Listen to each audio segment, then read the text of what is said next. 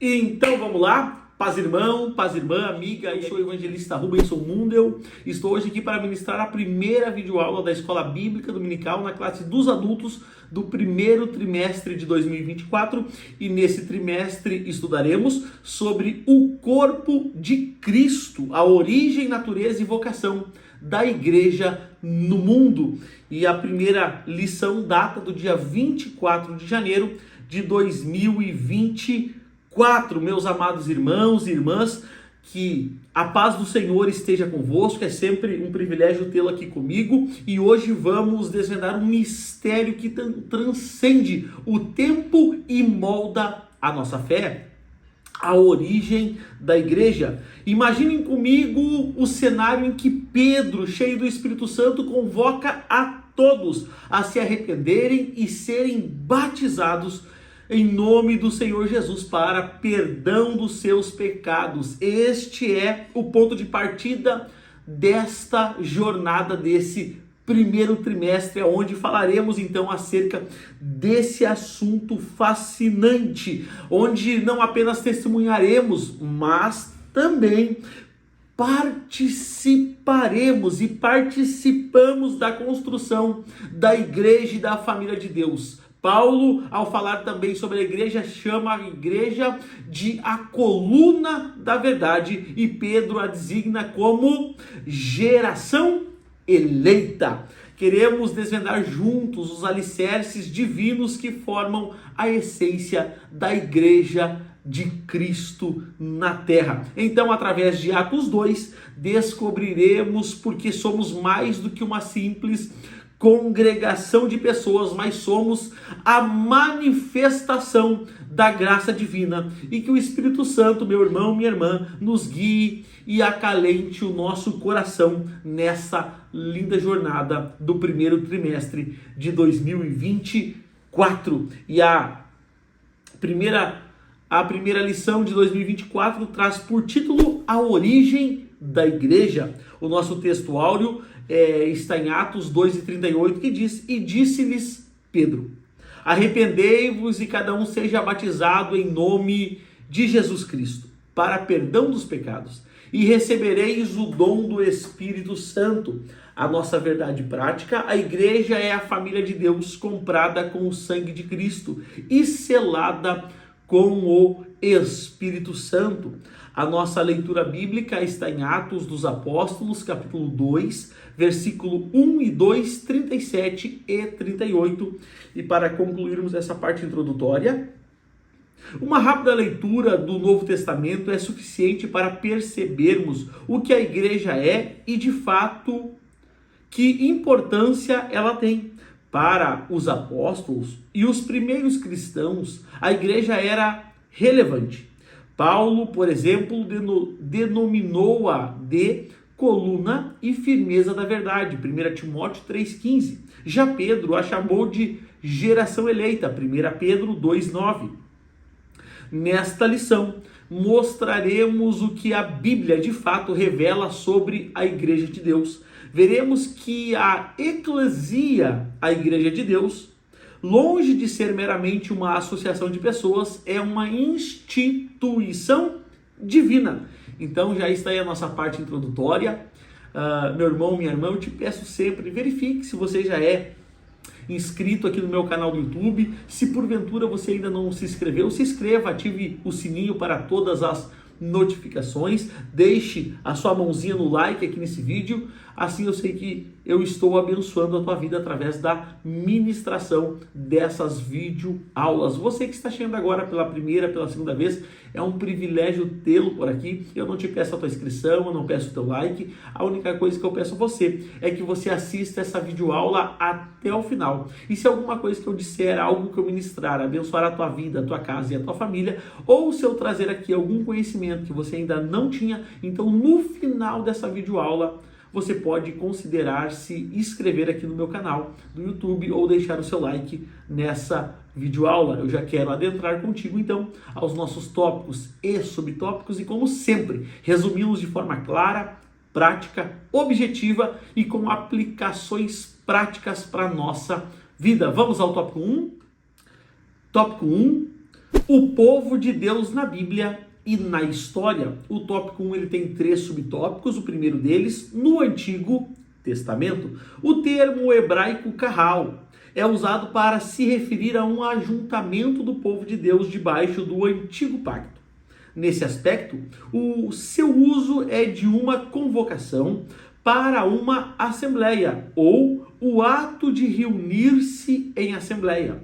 Dessa forma, kahal é descrito como o povo reunido em Deuteronômio 4, congregação do povo, Juízes 20, multidão, 1 Samuel 17, congregação, 1 Reis 8 e congregação de Israel em 1 Crônicas 13 e grande ajuntamento em Neemias capítulo 5. O termo kahal, portanto, no contexto do Antigo Testamento, se refere ao Israel étnico, uma nação que se ajuntava ou reunia-se tanto com fins culticos ou não.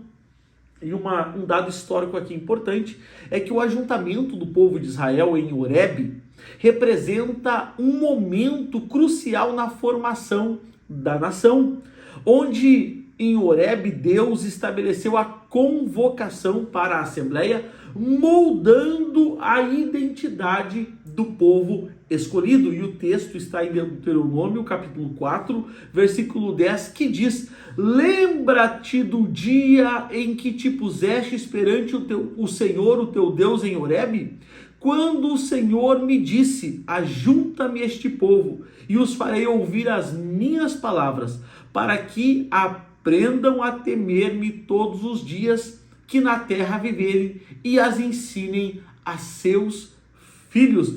Então, uma das interpretações desse termo kahal no Antigo Testamento era quando Deus chamava o povo para se reunir, assim como no exemplo de Deuteronômio capítulo 4, versículo 10 que demos. Agora vamos ver no Novo Testamento, subtópico 2, no Novo Testamento demos a interpretação do Antigo Testamento, agora vamos dar então a interpretação do Novo. O termo grego eclesia se refere à igreja cristã, contudo no contexto neotestamentário seu sentido difere do que lhe é dado no Antigo Testamento, tanto na forma como na função. Então a gente vê que no Antigo Testamento representa e significa uma coisa, e agora no Novo Testamento, no período neotestamentário, representa e significa outra coisa. Não é apenas uma raça ou uma nação, assim como era no Antigo Testamento, mas todos aqueles de diferentes raças e nações que foram comprados pelo sangue de Cristo. Assim, o seu sentido no Novo Testamento é majoritariamente sacro, isto é, de uma assembleia de crentes que se ajuntaram para adorar a Deus. Então, diferente do Antigo Testamento, aonde quando se havia convocação, o povo de Israel se ajuntava perante ao Senhor, já no Novo Testamento, no tempo neotestamentário, não é mais somente para a nação de Israel, para o povo hebreu, agora é para todos aqueles quanto foram comprados pelo sangue de Jesus. Continuando ainda, não é apenas um ajuntamento de pessoas, mas uma assembleia de crentes regenerados que se reúnem para adorar a Deus. Jesus, por exemplo, usou o termo eclesia com um sentido exclusivo, o povo adquirido pelo seu sangue. Isso está em Mateus capítulo 16, verso 18. Dessa forma, o uso paulino de eclesia nas suas epístolas designa sempre a comunidade dos salvos. Assim vemos Paulo saudando a igreja em 1 Coríntios capítulo 1, ensinando as igrejas em 1 Coríntios capítulo 7, disciplinando o uso dos dons na adoração da igreja em 1 Coríntios 14 e dando diretrizes à igreja em 1 Coríntios 16. E uma importante dado histórico aqui é a unificação de diferentes raças e nações sob a redenção de Cristo. É evidenciada na expansão da igreja cristã no primeiro século, rompendo então a barreira dos judeus, rompendo essa barreira étnica, a barreira cultural após então o Pentecostes. E um texto importante nesse momento da lição está em Efésios capítulo 3, versículo 6, que diz: a saber, que os gentios são co-herdeiros, membros do mesmo corpo e participante da promessa em Cristo Jesus por meio do Evangelho. Então perceba que no Antigo Testamento Deus tratava, prometia e fazia promessas quase que exclusivamente ao povo judeu, ao povo hebreu. Agora, já no Novo Testamento, as promessas de Deus e as alianças de Deus já não estão mais restritas apenas a Israel, mas agora a todos os povos aos quais foram comprados pelo sangue de Jesus. E nós, os gentios, que hoje somos igreja de Cristo, somos os detentores das promessas de Deus por meio do Evangelho. E é isso que esse texto de Efésios está dizendo. Deus, quando olha do céu para a terra, claro que é uma conjectura, Deus vê pelo menos 3 povos: os judeus, os gentios e a igreja. Os judeus são todos aqueles que são descendentes das 12 tribos de Israel. Os gentios são todos aqueles que não são judeus. E a igreja é composta por gentios e judeus que se renderam a Cristo, foram comprados por seu sangue, aceitaram seu sacrifício e hoje, por meio do Evangelho, são herdeiros e co-herdeiros das promessas de Deus. Vamos ao subtópico 13, último subtópico do primeiro tópico: na história cristã.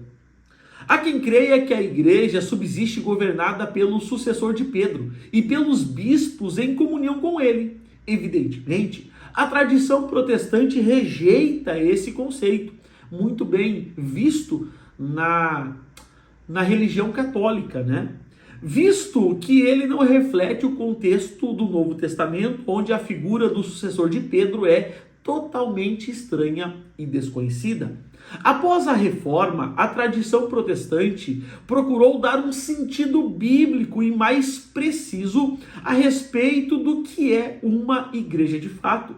E em grande denominação, ou melhor dizendo, em uma grande denominação protestante histórica, a igreja é definida como, abre aspas, uma congregação local de pessoas regeneradas e batizadas após profissão de fé.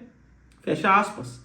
Por outro lado, de acordo com um documento de uma grande denominação pentecostal americana, entendemos a igreja como, abre aspas, o corpo de Cristo, a habitação de Deus através do Espírito Santo, com divinas nomeações para cumprimento de sua grande comissão, onde cada crente nascido do Espírito é parte integrante da Assembleia Universal e da Igreja dos Primogênitos, que estão inscritos nos céus, baseados nos textos de Efésios capítulo 1, 22 e 23, capítulo 2 e 22 e Hebreus 12, 23.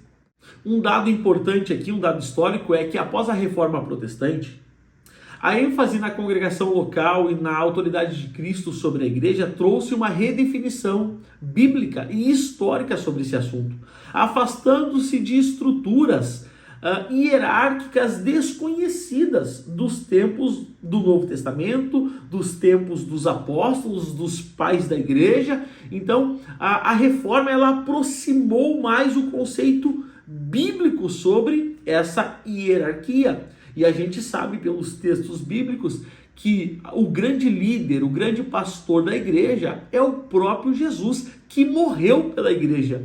E Efésios capítulo 1, abra sua Bíblia junto comigo. Vamos ao texto.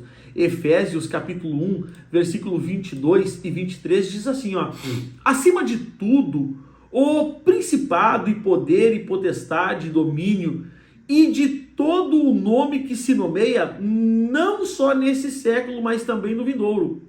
E sujeitou todas as coisas a seus pés, e sobre todas as coisas o constituiu como cabeça da igreja, que é o seu corpo, a plenitude daquele que cumpre tudo em todos. Então a gente nota que o grande líder, o grande cabeça, o grande pastor da igreja é o próprio Jesus Cristo. Então já está aí o resumo prático, claro, objetivo, com aplicações práticas para a nossa vida, casa e família, do tópico 1, e eu já quero avançar contigo ao tópico 2 dessa lição. Tópico 2, a igreja como criação divinas. Então nós falamos no tópico 1 sobre o povo de Deus na Bíblia e na história, então agora vamos falar sobre a igreja como criação divina. O tópico 2 ele tem 3 subtópicos. O primeiro deles, a igreja como um ideal de Deus. Desde a eternidade, a igreja estava no coração de Deus e foi idealizada por ele. Em sua essência, ela é um projeto divino, abre aspas, como também nos elegeu nele, em Cristo, antes da fundação do mundo, para que fôssemos santos e irrepreensíveis diante dele em amor. Efésios capítulo 1, versículo 4. Na sua carta aos Efésios, o apóstolo Paulo fala de um mistério que estava oculto. Esse mistério que fora revelado era exatamente a igreja. Na mente de Deus, portanto, a igreja já existia. O amor de Deus fez com que ele provesse um plano para salvar o homem caído. Assim, Cristo amou a igreja e se entregou por ela. E um dado importante aqui, a ideia de eleição divina demonstra a eternidade do plano de Deus para a igreja, refletindo sua soberania antes da criação de tudo. Então a gente percebe que a igreja não foi um projeto de Deus que Deus teve que refazer para conseguir salvar o homem que caiu, que se distanciou dele. Não, muito pelo contrário. Deus nunca foi pego de surpresa. E o teu problema, a tua dificuldade, que quem sabe está atormentando você nesse momento, ela não pega Deus de surpresa. Deus já sabe, Deus conhece, Deus ele vê todas as coisas e ele está depois da curva, onde a gente não consegue enxergar. Quem sabe esse conselho vai para alguém que está passando um problema, uma dificuldade, quem sabe está enfrentando a escassez, a porta fechada, uma doença. Meu irmão, minha irmã, Deus conhece além da curva, Deus está no nosso amanhã, Deus já está contemplando o dia da nossa vitória, seja sobre os problemas, as dificuldades ou sobre a morte, porque Deus tem o melhor para nós. A Bíblia diz que a vontade dele é boa, agradável e perfeita. Então, resista firme, creia que Deus está contigo nessa luta, nessa empleitada, nessa caminhada, e eu tenho certeza que o Espírito Santo há de acalentar a tua alma. Um texto importante agora, primeiro, ou melhor dizendo, 2 Timóteo, capítulo 1, versículo 9, que diz que nos salvou e nos chamou como uma santa vocação, não segundo as nossas obras, mas conforme a sua própria determinação e graça que nos foi dada em Cristo Jesus antes mesmo dos tempos eternos. Então a gente aprende, nota que realmente a igreja já estava idealizada por Deus antes mesmo da fundação do mundo, até mesmo na eternidade. Subtópico 2, a igreja como uma realidade concreta. Como vimos, a igreja não ficou apenas na mente de Deus, ela passou a existir de uma forma concreta. O início da igreja acontece na plenitude dos tempos, abre aspas, mas vindo a plenitude dos tempos, Deus enviou o seu filho, nascido de mulher, nascido sob a lei, Gálatas 4:4. Dessa forma, Deus faz, abre aspas, congregar em Cristo todas as coisas na dispensação da plenitude dos tempos, Efésios 1:10. Então surge a pergunta, quando a igreja passou a existir de fato? Quando ela se estabeleceu na sua forma concreta? A maioria dos teólogos defende que foi no Pentecostes. A igreja, por exemplo, não é citada nos evangelhos de Marcos, Lucas e João. Mateus fala da sua existência, mas como um evento futuro, Mateus 16 e 18. Um texto interessante está em Colossenses, capítulo 1, versículo 18, que diz, ele também é o cabeça do corpo, que é a igreja, é o princípio e o primogênito dentre os mortos, para que em tudo tenha a preeminência, né? Então, meu irmão, minha irmã, a Bíblia diz que ele é o cabeça, ele é quem controla o corpo, ele é quem dita para qual lado nós vamos, nós estamos sobre a vontade dele, nós estamos servindo a ele. E assim como Paulo, Pedro, Tiago, João, os apóstolos eram sucessíveis à sua voz, ao seu comando, que eu e você possamos ser da mesma forma, que a gente possa sempre estar atento à sua voz, à sua ordem, ao seu chamado, à sua ordenança, porque ele é o cabeça da igreja. E glória a Deus, vamos em frente. Subtópico 3, a igreja no Pentecostes. Depois do Pentecostes, Lucas destaca que, abre aspas, todos os dias acrescentava o Senhor à igreja aqueles que se haviam de salvar. Dessa forma, a igreja que existia apenas no coração e na mente de Deus se tornava uma realidade concreta quando o Espírito Santo é derramado no Pentecostes após a ressurreição de Jesus. E dois dados aqui são importantes. O primeiro, o Pentecostes, narrado em Atos 2, representa a descida do Espírito Santo sobre os discípulos, marcando o nascimento da igreja como uma realidade concreta e não apenas um ideal divino. O registro histórico destaca a expansão da mensagem cristã desde aquele momento, desde o momento do revestimento. A Bíblia diz então que os discípulos começaram a pregar com autoridade e as almas começaram a se converter a Cristo. Outro dado também importante de citar é o registro pós-Pentecostes, revela a expansão então da igreja com a adição diária de novos crentes. Isso evidencia a transformação da ideia divina em uma realidade constante de crescimento. Então a gente nota que a partir do derramamento do Espírito, logo pós-Pentecostes, a igreja começou então a se multiplicar pelo poder do evangelho pregado a todos os povos. Glória a Deus. Está aí já, meu irmão, um resumo prático, claro, objetivo, com aplicações práticas para a nossa vida, casa e família e ministério do tópico 2. E eu já quero avançar contigo ao tópico 3 dessa lição. Tópico 3, a igreja como a comunidade dos salvos. O tópico 3 também tem 3 subtópicos. O primeiro deles, regenerados pelo sangue de Cristo. No Pentecostes, o apóstolo Pedro disse, abre aspas, arrependei-vos e cada um de vós seja batizado em nome de Jesus para perdão dos pecados. Com essas palavras, o apóstolo Pedro estava dizendo como se dá o ingresso de uma pessoa na igreja, ou seja, por meio do arrependimento e do batismo. Lá no finalzinho do tópico diz assim, assim a igreja é formada por pessoas que estavam no pecado, a caminho da condenação eterna, mas que, graças ao evangelho, tiveram as suas vidas transformadas. E um texto importante que corrobora com essa ideia é o texto de Romanos, capítulo 10, versículo 9, que diz, se com tua boca confessares que Jesus é o Senhor, e em teu coração crerdes que Deus ressuscitou dentre os mortos, será salvo. Então a gente nota, a gente aprende que a igreja é composta por pessoas que estavam a passos largos para o inferno, mas que foram alcançadas pelo evangelho, regeneradas pela obra do Espírito Santo, confessaram a Cristo como Senhor e Salvador, creram em seu coração, foram batizadas e agora fazem parte da igreja de Deus. Subtópico 2, selados pelo Espírito Santo. Já foi dito que a igreja tem origem no dia de Pentecostes. Por meio do Espírito de Deus, somos batizados no corpo de Cristo. A igreja, então, passamos a fazer parte dela.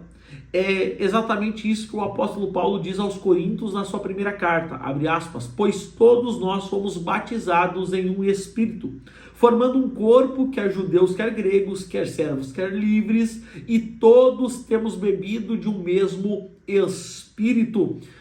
Importante ressaltar que Paulo, ao escrever aos Coríntios, evidencia a unificação da diversidade da obra de Deus e dos crentes assim salvos, dos povos alcançados por meio da pregação do Evangelho, sublinhando também e reforçando a questão de sermos selados espiritualmente, que é o que que é o grande elo que nos une a todos os crentes como membro do corpo de Cristo, formando assim a igreja. Um texto importante, Efésios, capítulo 1, versículo 13 e 14, que diz: em quem também vós estáis, tendo ouvido a palavra da verdade, o evangelho da vossa salvação, e tendo nele também crido, fostes selados com o Espírito Santo da promessa, o qual é o penhor da nossa herança, até ao resgate da sua propriedade, em louvor da sua glória.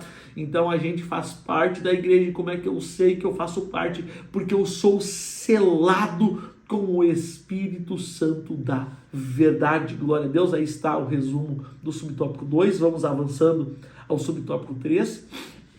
O batismo de Cristo e do Espírito. O apóstolo Pedro, que exortou os presentes no dia de Pentecostes a se arrependerem, também disse, abre aspas, e recebereis o dom do Espírito Santo. Atos 2:38.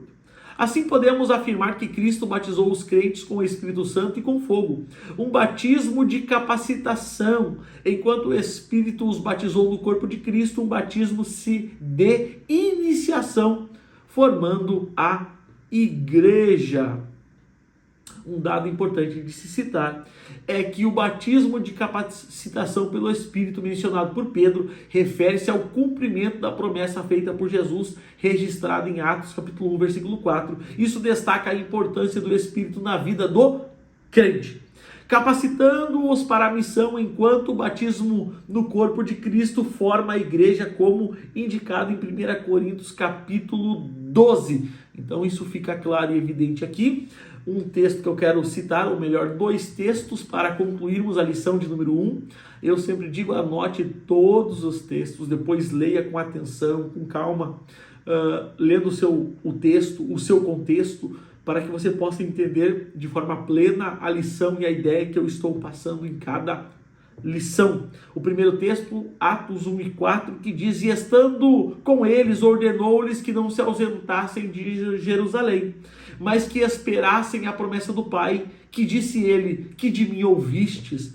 Onde é que está essa promessa? Atos capítulo 2, do versículo 1 ao 4, diz: e cumprindo-se o dia de Pentecostes, estavam todos reunidos no mesmo lugar, e de repente veio do céu um som como de um vento veemente e impetuoso, e encheu toda a casa em que estavam assentados, e foram vistas por eles línguas repartidas como de fogo, as quais pousaram sobre cada um deles, e todos foram cheios do Espírito Santo e começaram a falar noutras línguas, conforme o Espírito lhes concedia que falassem.